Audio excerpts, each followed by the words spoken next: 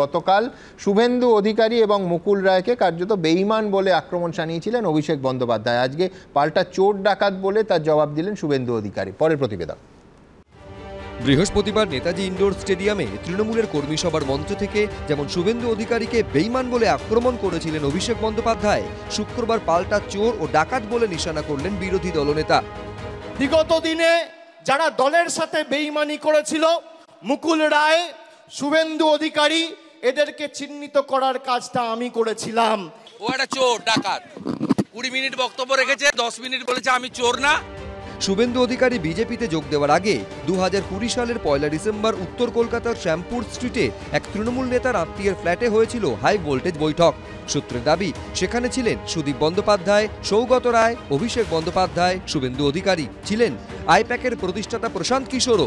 সূত্রের দাবি বাকিদের উদ্দেশ্যে শুভেন্দু অধিকারী সেখানে বলেছিলেন, যা বলেছি আপনারা তো সবই জানেন, আমার কোনো ব্যক্তি বিশেষের বিরুদ্ধে ক্ষোভ নেই, কিন্তু সাংগঠনিক বিষয়ে কিছু বক্তব্য আছে। তখন অভিষেক বন্দ্যোপাধ্যায় বলেছিলেন, আমার দিক থেকে কোনো ইন্টেনশন নেই, আমরা একসঙ্গে কাজ করতে চাই। তখন শুভেন্দু অধিকারী ও অভিষেক বন্দ্যোপাধ্যায়কে উদ্দেশ্য করে প্রশান্ত কিশোর বলে ওঠেন, সবাইকে একসঙ্গে চলতে হবে, তাহলেই তৃণমূলের ফল ভালো হবে, তোমরাই তো ভবিষ্যৎ। কিন্তু এরপর শুভেন্দু তৃণমূল ছেড়ে বিজেপিতে যোগ দেন। 1 ডিসেম্বর 2020 শ্যামবাজার পাঁচমাথার মোড়ে এক তৃণমূল কর্মীর বাড়িতে উনি কার্যত আমার হাত পা ধরেছিলেন।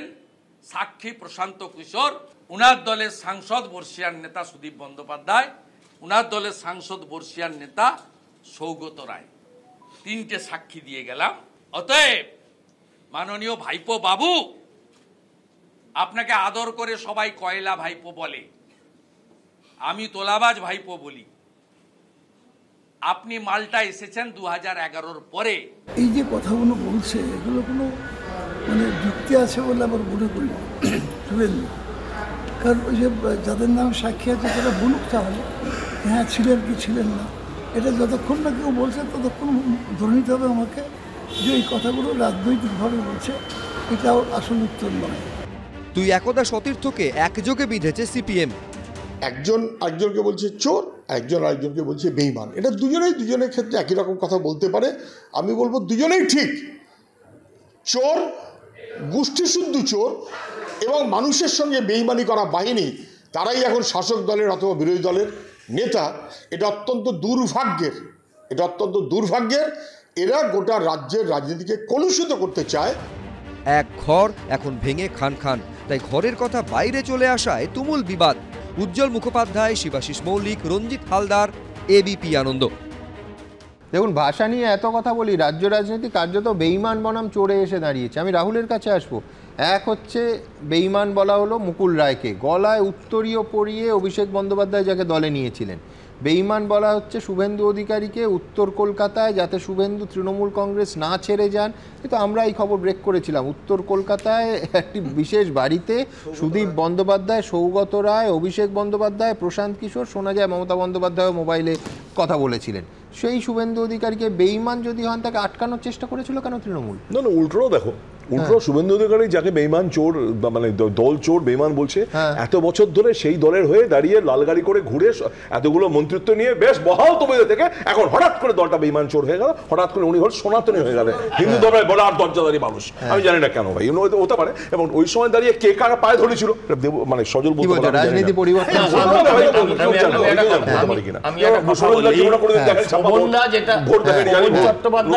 চট্টোপাধ্যায় যেটা বললেন যে ওনারা যতক্ষণ না মুখ খুলছেন আর ওনারা নীরব থাকা মানেই এই শুভেন্দু বক্তব্যকে সমর্থন করা কিনা সেটাও একটা প্রশ্ন থেকে যায়। আমি একটা অন্য কথা বলছি, আমি তোমায় এই কথাই বলছি।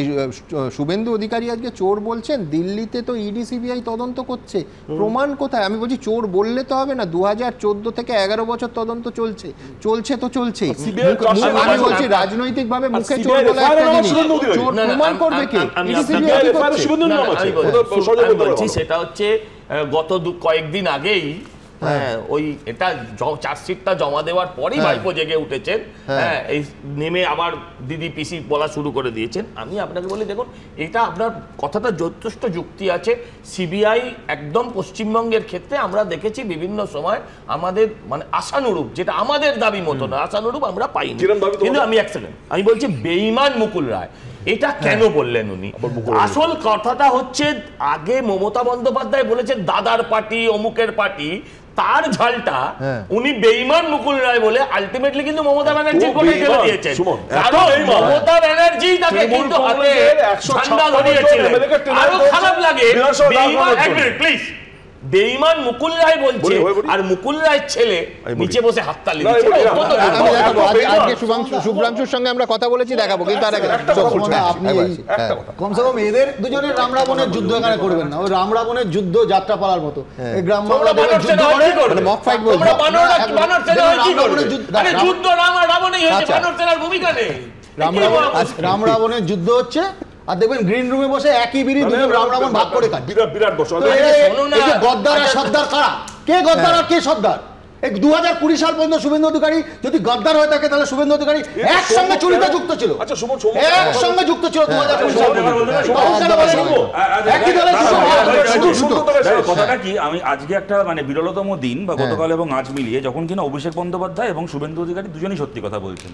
উনি যাকে বেঈমান বলছেন তিনি সত্যিই বেঈমান, ইনি যাকে চোর বলছেন তিনি সত্যিই চোর। তবে আমি একটা কথা বলছি, নিজের দলের সঙ্গে গদ্দারি করাটা যদি বেঈমানি হয়, সেক্ষেত্রে বলুন তো, যে কংগ্রেস আমাকে কলকাতার একটা গলি থেকে নিয়ে গিয়ে ভারতের মন্ত্রী বানালো, সেই কংগ্রেসের পিঠে ছুরি মেরে তাদের 1 নম্বর শত্রু বিজেপির সঙ্গে জোট করে কেন্দ্রে মন্ত্রী হওয়াটাকে আমি বেঈমানি বলবো না ইমানদারি বলবো? আপনি মমতা বন্দ্যোপাধ্যায় মানে শুভেন্দু অধিকারী এমন কোন পাপটা করেছে যা মমতা বন্দ্যোপাধ্যায় আপনি করেননি? এই গেল এক। এবং যে সিপিএম কে চিরকাল দিয়ে বলেছে, যে সিপিএম কংগ্রেসকে চিরকাল প্রেফারেন্সের চোর বলেছে, অমুক বলেছে, এতদিন ধরে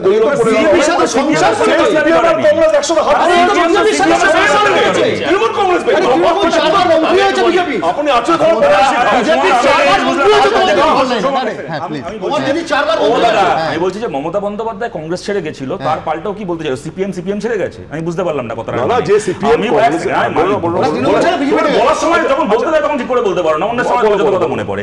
আমি পরিষ্কারই কথাটা বলছি, রাজনৈতিক পক্ষ বদলটা যদি বেইমানি হয়ে থাকে তাহলে শুভেন্দু অধিকারী এটা আপনার কাছ থেকেই শিখেছে। এবং দ্বিতীয় কথা হচ্ছে, আমরা সবাই ওই দৃশ্য দেখেছি সুমনদা, অভিষেক বন্দ্যোপাধ্যায় সজলদা ঠিক কথা বলেছে, মমতা বন্দ্যোপাধ্যায় হাতে পতাকা তুলে দিয়েছিলেন এবং পতাকাটা উনি দেওয়ার পরে তো মুকুল রায়কে প্রথম জড়িয়ে ধরেছিলেন অভিষেক ব্যানার্জি।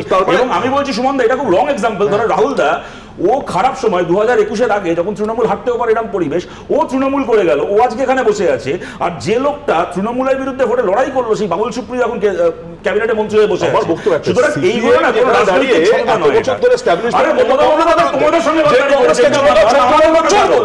তাদের সঙ্গে নীতিমূল্য সব বিসর্জন দিয়ে সেটা বেইমানি না, সেটা খুব বাবুল সুপ্রিয় মন্ত্রী হয়ে গেল।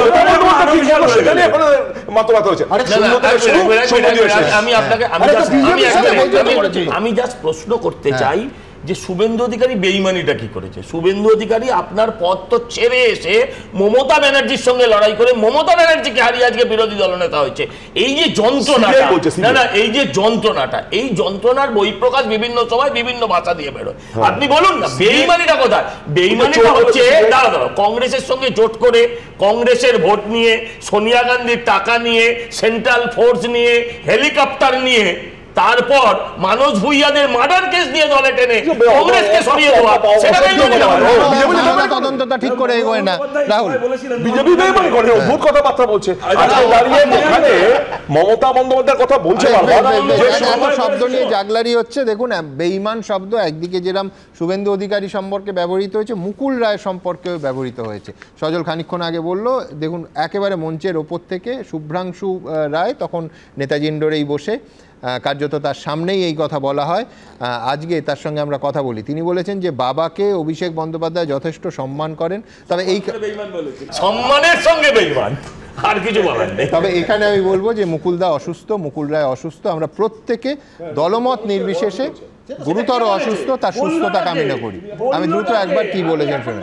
বিগত দিনে যারা দলের সাথে বেঈমানি করেছিল, মুকুল রায়, শুভেন্দু অধিকারী, এদেরকে চিহ্নিত করার কাজটা আমি করেছিলাম। একজন 2020 সালে তৃণমূল ছেড়ে বিজেপিতে যোগ দেন, আর একজন এখন রাজনীতি থেকে শত হস্ত দূরে। সংকটজনক অবস্থায় বাইপাসের ধারে বেসরকারি হাসপাতালে ভর্তি সেই মুকুল রায়কে শুভেন্দু অধিকারীর সঙ্গে এক লাইনে ফেলে বেঈমান বলে নিশানা করেছেন অভিষেক বন্দ্যোপাধ্যায়। আর চিকিৎসাধীন মুকুল রায়ের হয়ে এবার পাল্টা অভিষেককে জবাব দিলেন শুভেন্দু অধিকারী। একটা লোক হসপিটালে শুয়ে আছে, এতটুকু মনুষ্যত্বর মধ্যে নেই।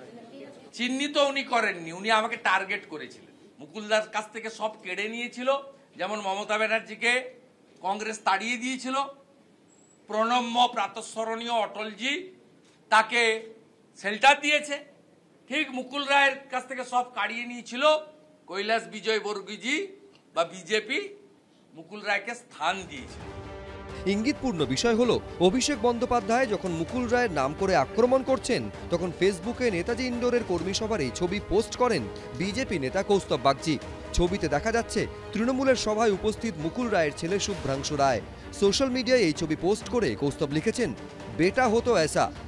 নেতাজি ইন্ডোর স্টেডিয়ামে আজ তৃণমূলের সভায় বাবা মুকুল রায়কে অভিষেক বন্দ্যোপাধ্যায় বেইমান বলায় আপ্লুত শুভ্রাংশু রায়।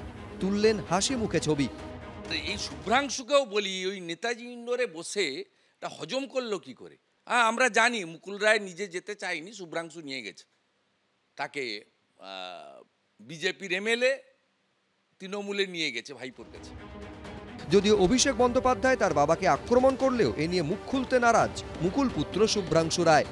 তৃণমূল কংগ্রেস একটা পরিবার, পরিবারের আভ্যন্তরীণ বিষয় আমি বাইরে কিছু বলবো না। অভিষেক বাবাকে যথেষ্ট সম্মান করে, তার আর বাবার বিষয়, সে বিষয়ে আমি ঢুকবো না। 2017 সালে বিজেপিতে যোগ দেন মুকুল রায়। পরে আবার 21-এর বিধানসভা ভোটে রাজ্যে বিজেপির ভরাডুবির পর একদিন আচমকায় তৃণমূল ভবনে গিয়ে অভিষেক বন্দ্যোপাধ্যায়ের হাতে দলের উত্তরীয় পড়েন। পরবর্তীকালে আবার নিজেকে বিজেপির সদস্য বলে দাবি করেন মুকুল। খাতায় কলমে তিনি এখনও কৃষ্ণনগর উত্তরের বিজেপি বিধায়ক। সেই মুকুল রায়কেই এবার বেইমান বলে নিশানা করলেন অভিষেক বন্দ্যোপাধ্যায়। একসময় বঙ্গ রাজনীতির চাণক্য বলা হতো মুকুল রায়কে, সেই তিনি দীর্ঘদিন রাজনীতির বাইরে। অভিষেক বন্দ্যোপাধ্যায়ের বেইমান মন্তব্য ঘিরে ফের চর্চায় উঠে এলেন মুকুল রায়। শিবাশিস মৌলিক, সমীরণ পাল, এবিপি আনন্দ। দেখুন, ভুয়ো ভোটার ধরতে একেবারে দলকে সক্রিয় হওয়ার নির্দেশ দিয়েছেন মমতা বন্দ্যোপাধ্যায় মঞ্চের ওপর থেকে। সূত্রের খবর যে কাল নেতাজি ইন্ডোরের সভার পর কালীঘাটে নিজের বিধানসভা কেন্দ্র ভবানীপুরের সমস্ত কাউন্সিলরদের ডেকে পাঠান এবং বিস্তারিত আলোচনা করেন এই ভুয়ো ভোটার ধরো কর্মসূচি নিয়ে। এবং প্রায় তৃণমূল নেতাকর্মীরা আগামীকাল থেকেই এই ভুয়ো ভোটার তালিকার সন্ধানে যে কোথায় ভুতুড়ে ভোটার ঢুকেছে তার জন্য একেবারে কর্মসূচি নিয়েছে। দেখুন, নন্দীগ্রামের পর এবার কি বঙ্গ রাজনীতির ব্যাটল গ্রাউন্ড হয়ে উঠতে চলেছে ভবানীপুর? বিজেপির কড়া নজর এবার কি মমতা বন্দ্যোপাধ্যায়ের বিধানসভা কেন্দ্রের দিকে? তাই কি দুর্গরক্ষায় এখন থেকে প্রস্তুতি নিতে চাইছে তৃণমূলও? সূত্রের খবর, বৃহস্পতিবার নেতাজি ইন্ডোরের সভার পর নিজের বিধানসভা কেন্দ্র অর্থাৎ ভবানীপুরের অন্তর্গত কাউন্সিলরদের ডেকে পাঠান মমতা বন্দ্যোপাধ্যায়। সূত্রের খবর, ভবানীপুরে যেসব প্রকল্প বা সরকারি নির্মাণের কাজ চলছে তা দ্রুত শেষ করার নির্দেশ দেন তৃণমূল নেত্রী। এরপর শুক্রবার ভবানীপুর বিধানসভার অন্তর্গত 82 নম্বর ওয়ার্ডের কাউন্সিলর ও মেয়র ফিরহাদ হাকিম জানান শনিবারই পথে নামবেন তিনি। শুরু করব, নিশ্চিতভাবে শুরু করব। আমি তো যাই হোক, আমি তো এই ওয়ার্ডের কাউন্সিলর, সুতরাং আমারও এটা দায়িত্ব পড়ছে বাড়ি বাড়ি গিয়ে কোনটা বাড়িতে কোনটা কার কোন ভোটার কে আছে আর কে নেই সেটা মূলত দেখা। 2024-এর লোকসভা নির্বাচন অনুযায়ী মমতা বন্দ্যোপাধ্যায়ের বিধানসভা কেন্দ্র ভবানীপুরের 8টি ওয়ার্ডের মধ্যে 5টিতেই এগিয়ে বিজেপি, মাত্র 3টিতে এগিয়ে রয়েছে তৃণমূল। 2014 সালের লোকসভা নির্বাচনের বিধানসভা ভিত্তিক ফলের নিরিখে ভবানীপুরে 176 ভোটে এগিয়েছিল বিজেপি। 2019-এর লোকসভা নির্বাচনে মুখ্যমন্ত্রীর বাড়ি যে 73 নম্বর ওয়ার্ডে, সেখানে বিজেপির কাছে পিছিয়ে পড়ে তৃণমূল।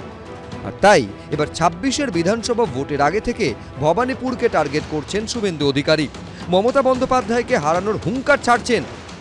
আপনি ভবানীপুরেও হারবেন, ভবানীপুরেরও হিন্দুদেরকে আমরা ঐক্যবদ্ধ করে আপনাকে আমরা হারাবো। বারবার ভবানীপুরে নামা কর্মসূচিতেও অংশ নিচ্ছেন শুভেন্দু অধিকারী। আমি আপনাকে বলে দিলাম, উনি ভবানীপুরের 20,000-এর উপর গুজরাটি থাকেন, তাদের টার্গেট করছেন। ওখানে শিখ থাকেন, তাদের টার্গেট করছেন। উনি ভবানীপুরের যে আমাদের কাছে লিস্ট এসে গেছে, উনি কোন কোন জায়গায় Kolkata port, Bhawanipur booth number 1, 13, 14 থেকে 18, 19 থেকে 27, 29, 33, 77, 80, 81, 88, 89 আমরা করতে দেব না। আমরা পুরো অ্যাক্টিভ হয়ে গেছি।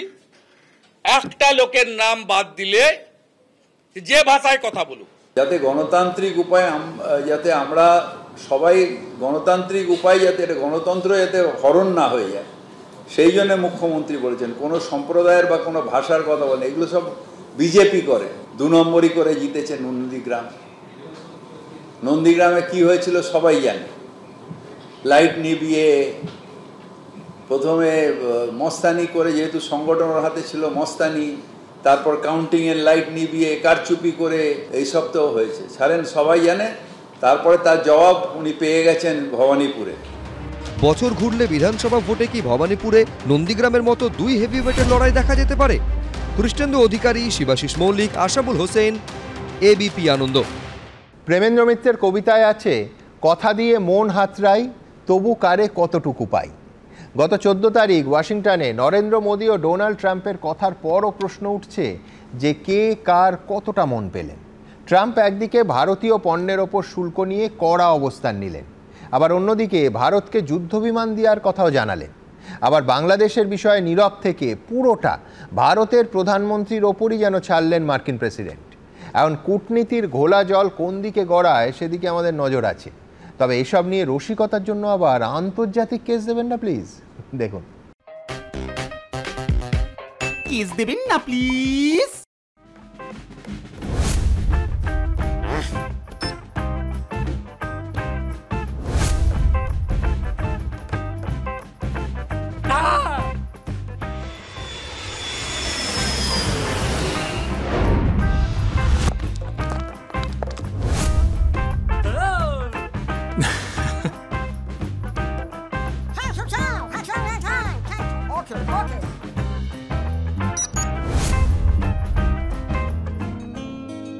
বন্ধু চল রোদ্দুরে, মন কেমন মাঠ জুড়ে, খেলবো আজ ওই ঘাসে, তোর টিমে তোর পাশে।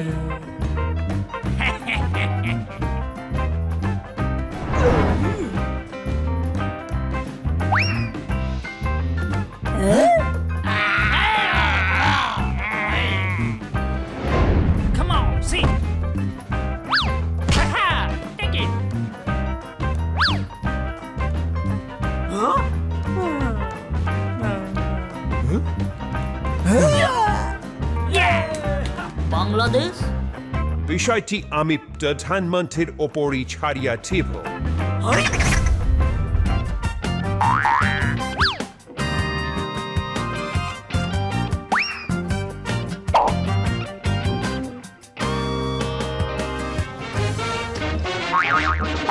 ना बीवी ना बच्चा ना बाप बड़ा ना मैया, the whole thing is that के भैया सबसे बड़ा रुपया।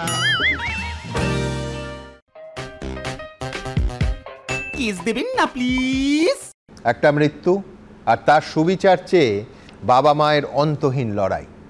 আরজিকর কাণ্ডের তদন্তে সিবিআইয়ের ভূমিকায় রীতিমতো ক্ষুব্ধ তিলোত্তমার মা ও বাবা। এই স্টুডিওতেও বারবার সে কথা তারা জানিয়েছেন। দিল্লিতে গিয়ে সিবিআইয়ের ডিরেক্টরের কাছে সরাসরি লিখিত অভিযোগ জানালেন তারা। সেই চিঠির ছত্রে ছত্রে ঝরে পড়েছে তদন্ত নিয়ে তাদের গভীর ক্ষোভ আর হতাশা। তদন্তকারী অফিসার ও তার টিমের বিরুদ্ধে বিভাগীয় তদন্তের আর্জিও জানিয়েছেন নিহত চিকিৎসকের মা ও বাবা। দেখুন, আরজিকর কাণ্ডে ধর্ষণ খুন মামলায় সিবিআই তদন্তে রীতিমতো ক্ষুব্ধ তরুণী চিকিৎসকের মা বাবা। বৃহস্পতিবার দিল্লিতে সিবিআই এর সদর দপ্তরে গিয়ে ডিরেক্টরের কাছে লিখিত অভিযোগ জানিয়েছেন তারা। সেই চিঠির ছত্রে ছত্রে ঝরে পড়েছে ক্ষোভ। চিঠিতে সিবিআই এর তদন্তকারী অফিসার সীমা পাহুজার বিরুদ্ধে একের পর এক অভিযোগ তুলে ধরেছে নিহত চিকিৎসকের পরিবার। সীমা পাহুজা ও তার টিমের বিরুদ্ধে বিভাগীয় তদন্তেরও আর্জি জানিয়েছেন তারা। সিবিআই শিয়ালদা আদালত যে রায়ের কপি দিয়েছে, সেই রায়ের কপির উপরে যে সিবিআইয়ের যে কাজ করেনি, যে সমস্তগুলো দেখা উচিত ছিল বলেছেন, আমরা ওগুলোকেই তুলে ধরেছি। হ্যাঁ, যারা যে তদন্ত করে তারা ঠিকমতো তদন্ত করেনি, সেগুলোই আমরা তুলে ধরলাম আর কি। সিবিআই এর টিম ইচ্ছাকৃতভাবে গুরুত্বপূর্ণ লিডগুলিকে উপেক্ষা করেছে বলেও চিঠিতে অভিযোগ করা হয়েছে। পুলিশ যে 5 দিনে যা করেছিল সিবিআই সেটাকেই মেনে নিয়ে চার্জশিটটা দিয়েছে, তার বাইরে কিছুই করেনি। তদন্তই হয়নি আমার মেয়ের। দিল্লি গিয়ে রাষ্ট্রপতির সঙ্গে দেখা করার অনুমতি চেয়েছিলেন নিহত চিকিৎসকের মা বাবা, কিন্তু রাষ্ট্রপতির দপ্তরের তরফে অনুমতি মেলেনি বলে জানিয়েছেন তারা। ওনার সময় নেই, সেই কারণে উনি দেখা করতে পারছেন না। ওনার দপ্তর থেকে এসছে যে ওনার সময় নেই। 17ই মার্চ সুপ্রিম কোর্টে ধর্ষণ খুন মামলার শুনানি রয়েছে। সন্দীপ সরকার ও সমীরণ পালের রিপোর্ট, এবিপি আনন্দ।